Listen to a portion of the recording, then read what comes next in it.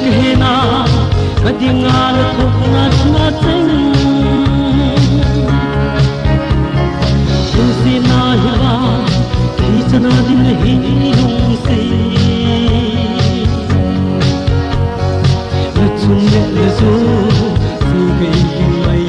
zahe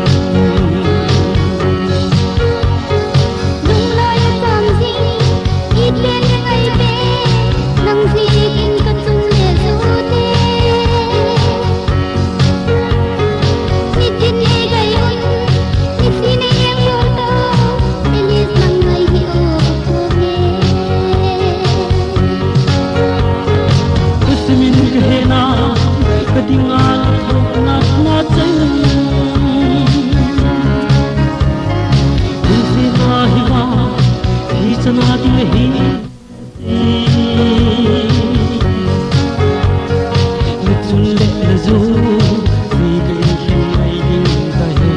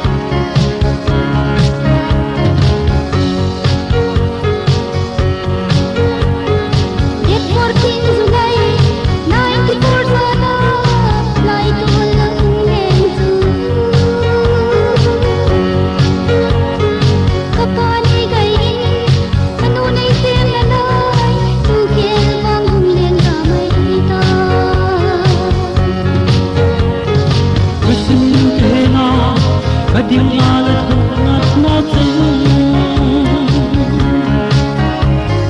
tusina hiwa kisana din hilung se lachun le zo sigai mai zahe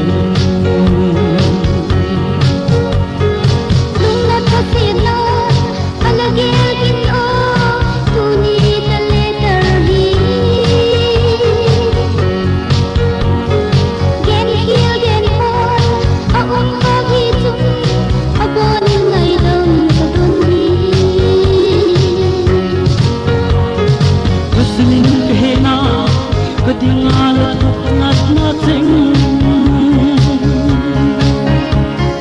tusina hiwa kisana din hilung se